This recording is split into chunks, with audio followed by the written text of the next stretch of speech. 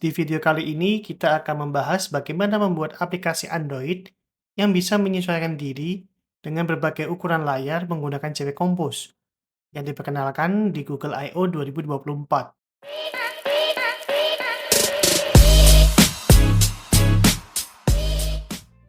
Oke, seperti biasa kita perlu menambahkan dependensi untuk memakai adaptive layout.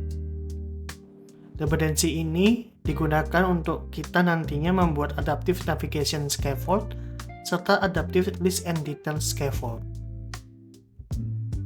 Selanjutnya, untuk kita akan membuat adaptive navigation, pertama kita perlu siapkan navigation item terlebih dahulu. Untuk nantinya dipakai di navigation bar, navigation rail, ataupun navigation driver. Lalu untuk membuat adaptive navigation, kita perlu menggunakan scaffold baru, yaitu navigation switch scaffold, di mana nanti list navigation itemnya akan dipakai di sini. Seperti kita ingin mengimplementasi navigation bar. Di sini kita menggunakan compose navigation untuk mengatur navigasi antar item seperti halnya pada implementasi navigation bar, sehingga kita bisa menghandle nested navigation di setiap itemnya. Untuk pemahaman yang lebih dalam, saya sarankan untuk melihat link yang disediakan. Untuk navigation switch scaffold sendiri, dia akan secara adaptif menghitung dan menampilkan jenis navigasi yang paling sesuai dengan ukuran layar kita. Ini bisa berupa navigation bar, navigation rail, ataupun navigation driver, tergantung pada ukuran layar yang digunakan. Untuk bagian kontennya, kita menggunakan navhost, bagian dari compose navigation, dan membuat 3 composable skin, yaitu home, search, serta bookmark, sesuai dengan jumlah navigasi item yang telah kita buat di awal. Dan kita akan coba running aplikasinya untuk melihat bagaimana tampilan dari adaptive navigation. Untuk yang pertama, kita akan lihat ukuran di smartphone, dan adaptive navigation-nya adalah berupa navigasi bar. Begitu juga ketika kita lakukan rotasi pada device, tetap akan sama, yaitu adalah navigation bar. Lalu untuk yang kedua, kita akan lihat di ukuran tablet. Untuk posisi portrait serta landscape, adaptive navigation akan berupa navigation rail. Untuk folding phone, ketika layarnya terbuka, baik itu landscape ataupun portrait, adaptive navigation-nya akan berupa navigasi rail. Namun ketika folding phone dalam posisi tertutup, adaptive navigation akan berubah menjadi navigasi bar. Dengan demikian, kita sudah sukses membuat adaptive navigation sesuai dengan ukuran layar dengan cara yang sangat simpel dengan bantuan navigation switch scaffold ini. Lalu kita bisa melakukan customasi adaptive navigation dengan cara kita membaca window adaptive info. Dengan begini kita bisa mengetahui ukuran layar device kita. Misalnya, untuk tablet dengan posisi landscape, kita ingin menggunakan navigasi driver dibanding navigasi rail. Dengan membaca window adaptive info, kita bisa mendapatkan window width size-nya.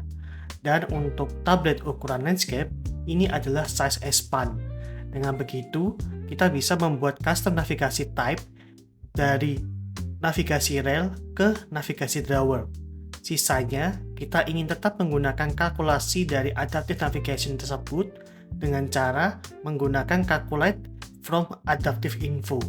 Selanjutnya, kita pakai custom navigasi type tersebut untuk parameter di navigation switch scaffold-nya. Kita coba kembali running aplikasinya. Di sini saya menggunakan folding phone karena ukuran window size-nya akan sama dengan tablet. Ketika dia landscape, adaptive navigation-nya sudah berubah menjadi permanent navigasi driver. Dan ketika kita rotate menjadi portrait, maka akan tetap navigasinya adalah navigasi rail. Lalu ketika kita tutup folding phone-nya, tetap sama, navigasinya adalah navigasi bar. Oke, untuk selanjutnya kita akan mencoba adaptive layout detail. Di sini kita perlu membuat navigator dengan remember list detail panel scaffold navigator. Navigator ini akan berguna untuk melakukan navigasi antara list dan detail, serta untuk mengetahui apakah screen tersebut akan dapat melakukan navigasi back atau tidak. Selanjutnya, kita perlu menggunakan scaffold baru, yaitu List Detail Pane Scaffold. Untuk kita nantinya membuat screen list serta detail, dan otomatis scaffold tersebut akan menentukan apakah layar ini untuk phone, tablet, ataupun folding pen. Untuk saat ini, kita hanya akan membuat layout yang simpel untuk list dan detail screen. Cara ini untuk mengetahui behavior dari adaptive list detail nantinya ketika kita running aplikasi. Pertama, kita akan running di phone, dan kita bisa lihat bahwa list screen akan muncul. Lalu ketika kita klik go to detail, barulah detail screen akan muncul. Lalu ketika kita klik back, maka akan kembali lagi ke list screen. Yang kedua, kita running di tablet dengan keadaan portrait. Di sini sama seperti phone, list screen akan muncul terlebih dahulu. Dan ketika kita klik go to detail, barulah detail screen akan muncul. Untuk tablet dalam keadaan portrait, di sini kita bisa lihat bahwa list dan detail akan langsung tertampil sekaligus. Ini karena adanya kalkulasi dari adaptive list detail scaffold. Ketika kita klik back, maka akan keluar dari aplikasi.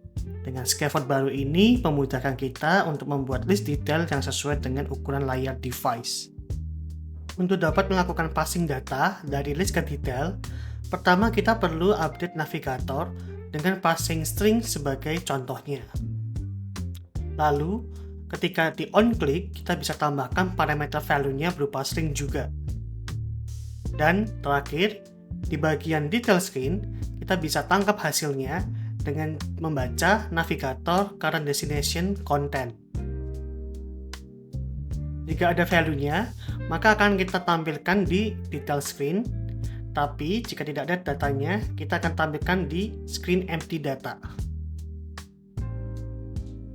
Kita akan coba running di tablet, dan bisa kita lihat pertama akan muncul list dan empty data screen, karena kita belum passing data ke detail screen. Ketika kita klik go to detail, maka data akan terkirim juga ke detail screen. Untuk part terakhir, kita akan ganti list dan detail screen dengan screen yang ada datanya. Sebagai contoh, kita punya data code dan akan ditampilkan ke dalam list screen. Lalu ketika itemnya diklik, akan navigasi ke detail screen dengan passing data codes-nya, lalu ditampilkan di detail screen. Pertama, kita update dulu di bagian list panelnya. Namun, jangan lupa untuk update navigator dari string ke code, karena yang ingin kita passing datanya sekarang adalah code. Dan ketika melakukan navigasi ke detail, jangan lupa juga untuk passing code-nya. Lalu di bagian detail panel, update dengan detail screen dengan data code. Setelah itu kita running lagi aplikasinya di phone, tablet, dan folding phone.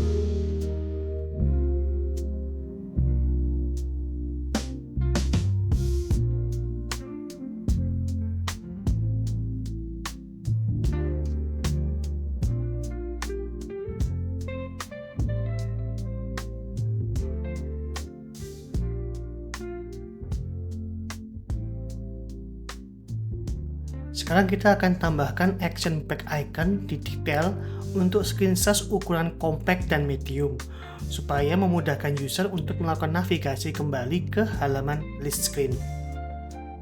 Pertama, kita tambahkan dulu top app bar di detail screen untuk bisa membuat navigation icon. Kemudian kita baca lagi screen size-nya dengan menggunakan window adaptive info. Dan kita set show action-nya hanya akan muncul untuk screen size compact dan medium saja. Lalu kita pakai show action tersebut untuk validasi menampilkan navigation icon di top app bar. Terakhir, gunakan navigator navigate back untuk action navigation icon. Jalankan kembali aplikasinya untuk mengetes navigation icon di app top bar, mulai dari phone, tablet, hingga folding phone. Dengan ini, kita sudah selesai untuk belajar bagaimana menggunakan basic adaptive navigation serta adaptive list detail. dikarenakan Lebody ini masih beta, pastinya kedepannya akan ada beberapa perubahan, dan kalian tetap bisa mengikuti perkembangannya melalui link berikut. Terima kasih dan sampai jumpa di video tutorial berikutnya.